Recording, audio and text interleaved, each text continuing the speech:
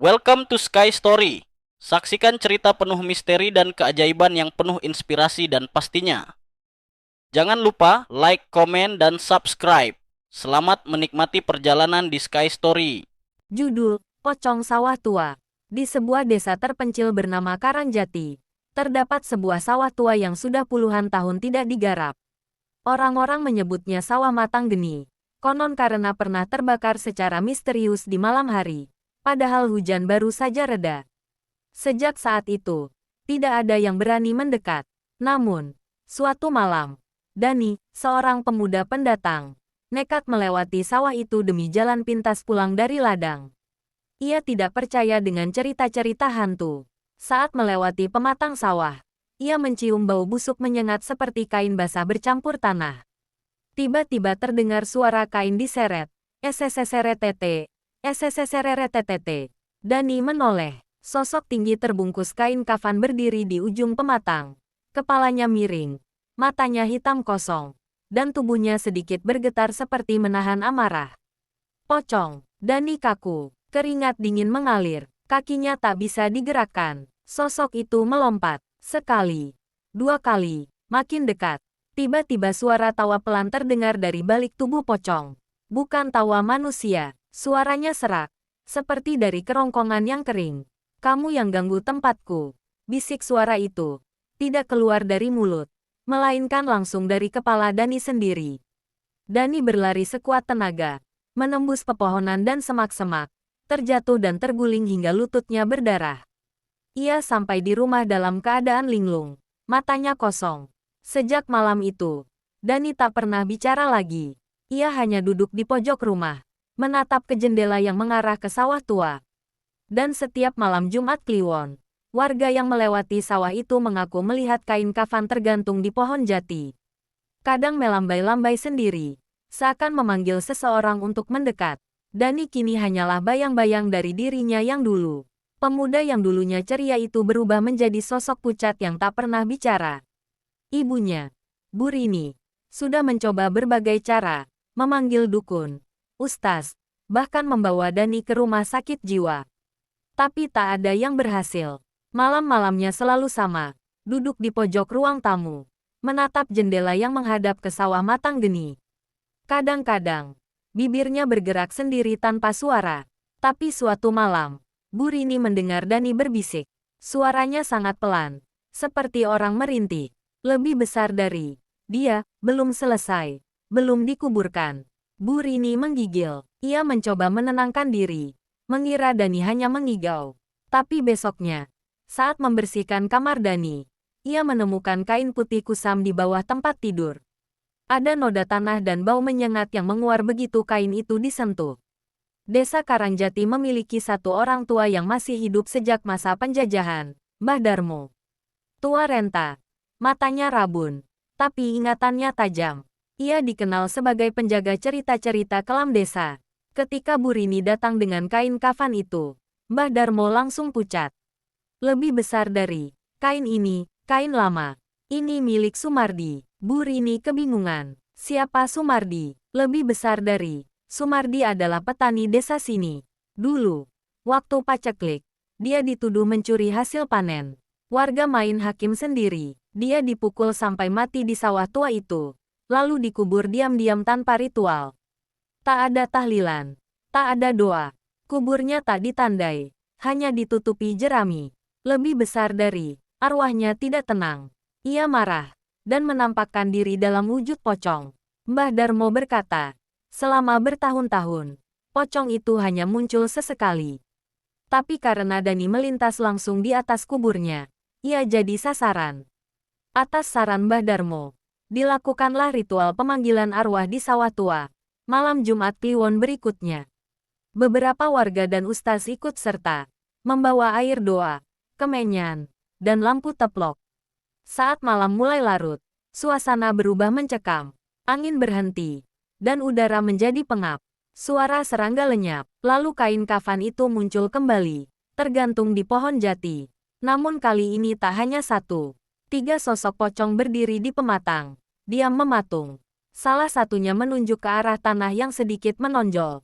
Disitulah, kata Mbah Darmo, Jasad Sumardi dikubur. Warga menggali tanah dengan tangan gemetar. Benar saja. Mereka menemukan tulang belulang dibalut kain kafan usang. Di saat itu juga, ketiga pocong mendekat, namun tidak menyerang. Ustaz memimpin doa, dan mereka menguburkan kembali tulang itu secara layak. Saat doa selesai, ketiga pocong menghilang seperti kabut tersapu angin. Tanda hubung, tanda hubung, tanda hubung. Dani perlahan mulai pulih. Suaranya kembali, dan malam-malamnya tak lagi dihantui. Tapi ia tidak pernah lagi berani menatap ke sawah tua. Dan meski sawah matang geni kini ditumbuhi padi, warga tetap tak mau menggarap bagian tengahnya, tempat di mana tanah sedikit lebih tinggi. Di situ, mereka menanam bunga kenanga dan menaruh sesajen kecil setiap malam Jumat. Karena di Karangjati, mereka tahu, lebih besar dari yang mati tanpa keadilan tak akan tidur dalam damai. Beberapa bulan berlalu sejak pemakaman ulang Sumardi. Desa Karangjati kembali tenang. Sampai suatu malam, suara tangisan terdengar dari ladang dekat sawah tua. Tangisan perempuan, Seno, seorang petani muda yang sedang memeriksa pompa air di ladang. Awalnya mengira itu suara anak kecil. Ia mencoba mendekat, membawa senter dan golok. Tapi begitu senter menyorot ke balik semak, ia melihat sesuatu yang membuat darahnya membeku. Seorang perempuan duduk membelakangi. Rambut panjang menjuntai. Kain jarik lusuh menutupi tubuhnya. Bahunya terguncang oleh tangisan. Lebih besar dari, "Mbak, kenapa malam-malam di sini?" tanya Seno gemetar. Perempuan itu tak menjawab. Perlahan ia berdiri, tapi tubuhnya tetap membelakangi Seno. Saat ia mulai berbalik, terdengar suara seperti tulang retak. Dan wajahnya yang muncul dari balik rambut lebat, bukan wajah manusia. Matanya hitam, mulutnya compang kemping, dan darah menetes dari dagunya. Ia tidak bersuara, tapi wajah itu menyiratkan satu hal, dendam. Seno lari terbirit-birit. Keesokan paginya, ia ditemukan tergeletak di tepi sawah.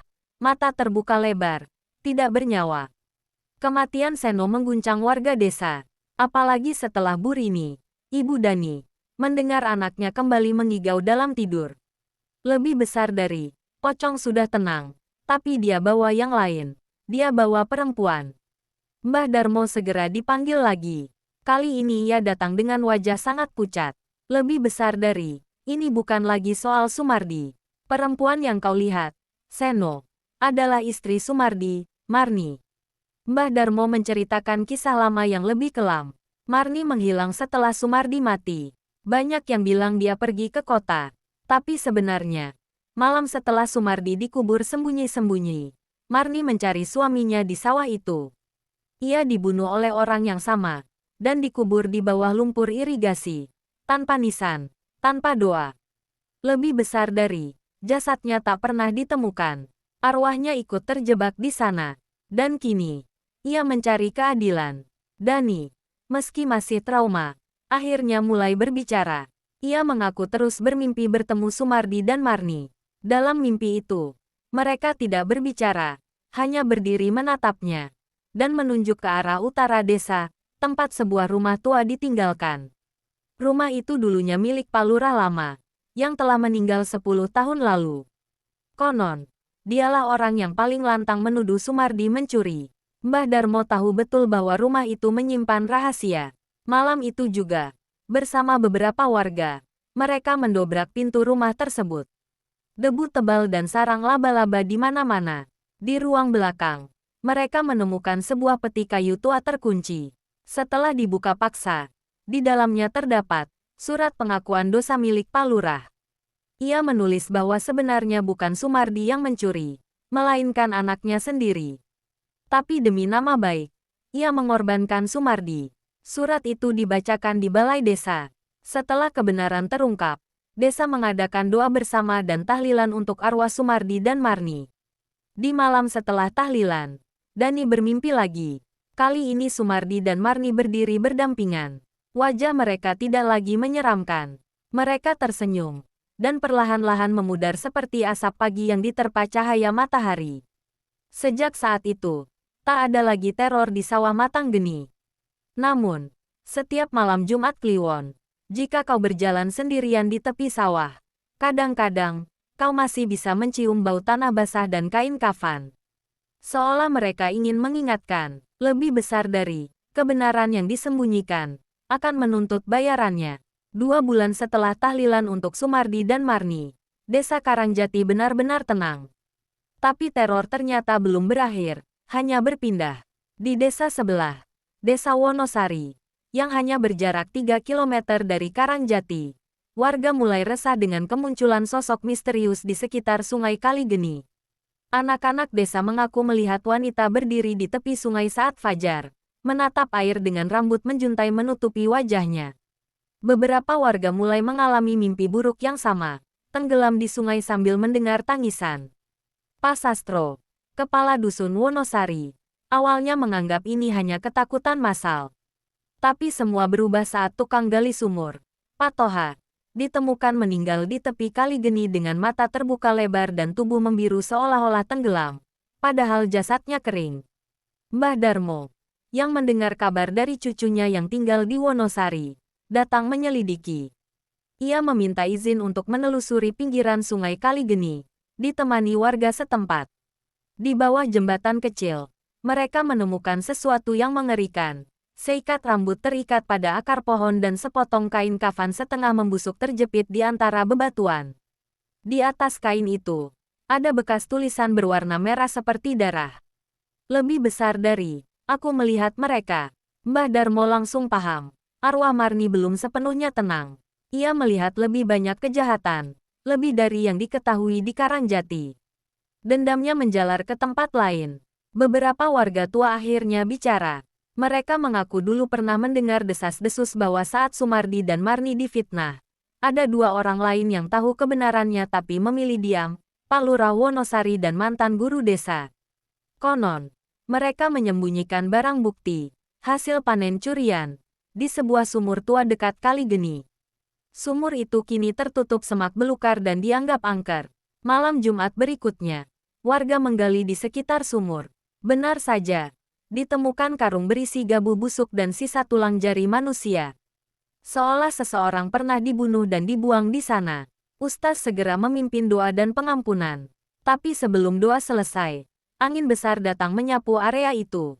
Lampu teplok padam serentak, lalu terdengar suara perempuan, lebih besar dari kalian semua melihat, tapi tak ada yang menolong. Suara itu menggema dari dalam sumur. Beberapa warga pingsan, tapi Mbah Darmo berdiri tegak, memohon maaf sambil menangis. Lebih besar dari, kami salah, kami semua salah. Setelah doa kedua selesai, angin berhenti, dan malam itu, untuk pertama kalinya dalam berbulan-bulan, tidak terdengar tangisan di Kaligeni. Sejak malam itu, Kaligeni tidak lagi jadi tempat yang ditakuti. Tapi warga Wonosari kini lebih berhati-hati. Mereka percaya, arwah tak akan mengganggu jika tak ada kebusukan yang disembunyikan. Dan Dani, ia mulai menulis semua kejadian itu dalam sebuah buku harian. Ia menyebutnya, dendam dari bawah tanah. Tapi di halaman terakhir, ia menulis, lebih besar dari, aku masih bermimpi tentang mereka. Tapi kini, ada wajah baru. Seorang anak kecil, dia menangis, sambil berkata, aku terkubur di bawah sekolah. Cerita belum usai, Dani kembali dihantui mimpi-mimpi aneh. Tapi kini bukan lagi Sumardi atau Marni. Dalam tidurnya, ia selalu melihat seorang anak laki-laki, sekitar 7 tahun, berdiri di tengah kelas sekolah dasar yang gelap. Anak itu mengenakan seragam putih merah penuh noda lumpur. Ia menangis sambil berbisik, lebih besar dari, aku masih di sini, aku terkubur di bawah sekolah. Setiap malam, mimpi itu makin jelas. Dani bisa membaca tulisan di papan, SDN Karangjati 1, sekolah tempat ia dulu belajar. Rasa penasaran memuncak, ia mendatangi sekolah itu, yang kini sudah tua dan akan dirubuhkan karena rusak. Saat ia berdiri di depan ruang kelas paling ujung, ia merasakan hawa dingin menusuk, dan lantai kayu berderit sendiri meski tak ada yang menginjak. Dani bertanya pada Pak Maman, penjaga sekolah, tentang ruang kelas yang paling ujung itu.